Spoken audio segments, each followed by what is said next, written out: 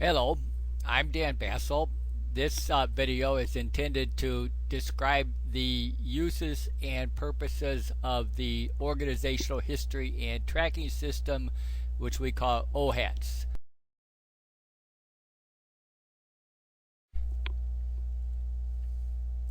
In previous videos, we've described the strategy of the tutor-mentor connection as something where our goal is that young people born and living in poverty neighborhoods are starting jobs and careers by age 25. And we emphasize that leaders in teams and companies need to be strategically involved in order for that goal to be a reality. What OHATS is intended to do is document the actions of different people and different leaders so that the things they say they want to have happen actually happen because of the actions they take over and over for many years. Now, this site was set up to document actions toward the goals of the tutor-mentor connection. In following videos, we'll walk you through some of the information that shows you how to use this website. But I'd like to give a little bit more overview of what the OHATS is. And if you click here on this website, you'll find a report that was created back in 2002, a couple years after the OHATS was originally created.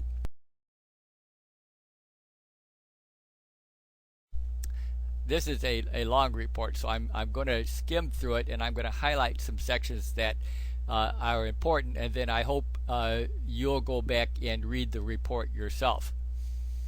First, if you look at this part right here, it says the goal of the TMC, the tutor-mentor connection, is to increase the number, effectiveness, and distribution of all Chicago area tutor-mentor programs by increasing the flow of resources and the exchange of knowledge.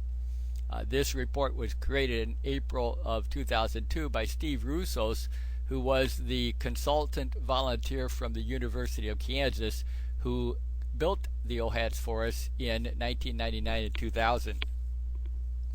So we skim down further. I'm going to highlight different sections here, and this section right here, the tutor-mentor collection believes that tutoring, mentoring, and school to work programs with volunteers from different workplace backgrounds can make a significant difference in whether a young person finishes high school and enters the workforce or drops out and becomes part of the next generation on welfare. And we provide a tremendous amount of information on our different websites that illustrate what we mean by this and ways that businesses and nonprofits can implement ideas and build programs that make this happen.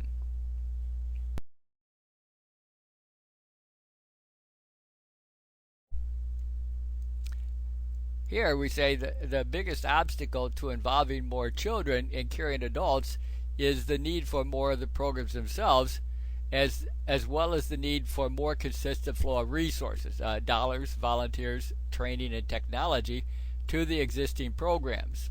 We've been doing a survey of Chicago to learn who the tutor-mentor programs are since 1994. We've been able to identify about 200 organizations that say they do some form of tutoring and or mentoring serving different age groups.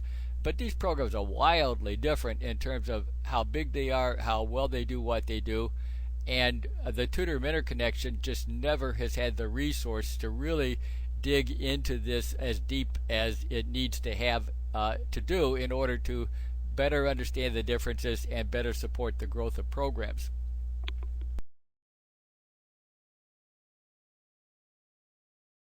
So the tutor-mentor connection goes beyond building public awareness. It organizes a variety of actions and events to encourage programs to work together and to draw volunteers, dollars, and ideas and resources to each of the tutor-mentor programs in Chicago. Well, we've been doing this for almost 18 years, but how come so few people know what we're doing and so few are actually supporting it?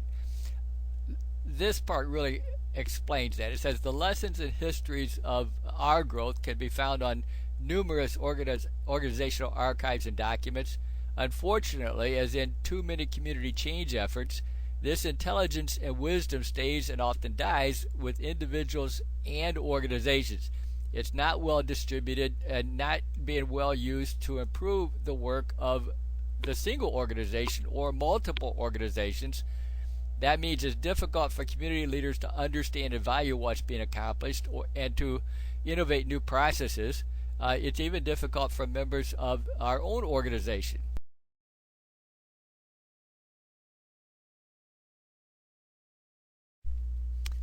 So as you go further down, this section talks about the framework and the process of OHATS. This chart begins to talk about to create community change. If you want to solve a complex action, then you have to do the same things over and over with more people involved for a longer period of time.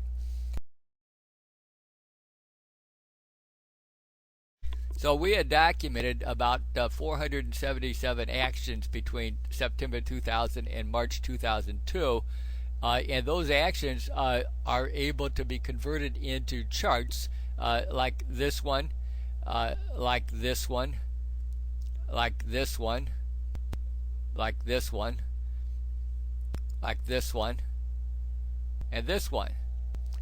So if we go back up, this one, when we talk about the goals, back here in the tutor-mentor connection strategy, we show a goals page, and it says we'll collect information, we'll raise public awareness, we'll facilitate understanding, we'll increase resources. So in the chart here, each time we have documented something we did toward that particular strategy, we've coded that in the documentation.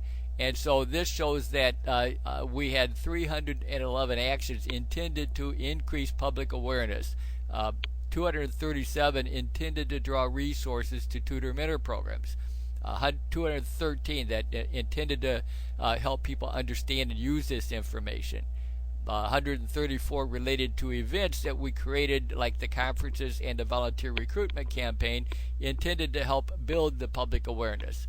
121 actions related to how we use technology to spread this information to more places. This was just up till 2002. Since then, the total number of actions is up over 1,500.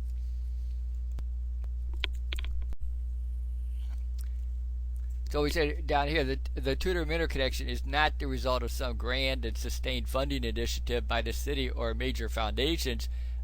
This was started by a few volunteers back in 1993 who were also starting the Community Connections Tutor-Mentor program. That was their primary mission, but they realized that unless someone filled this leadership void of building an information base about all the tutor-mentor programs, the city would never have a strategy that reached more of the 200,000 school-age kids living in poverty who needed these types of programs.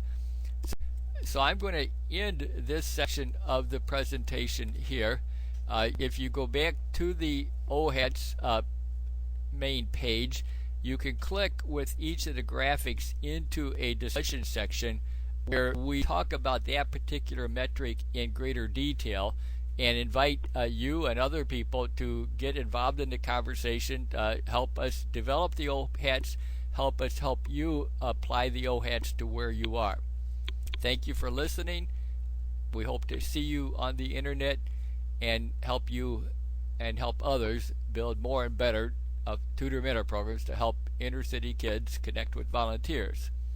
Thank you.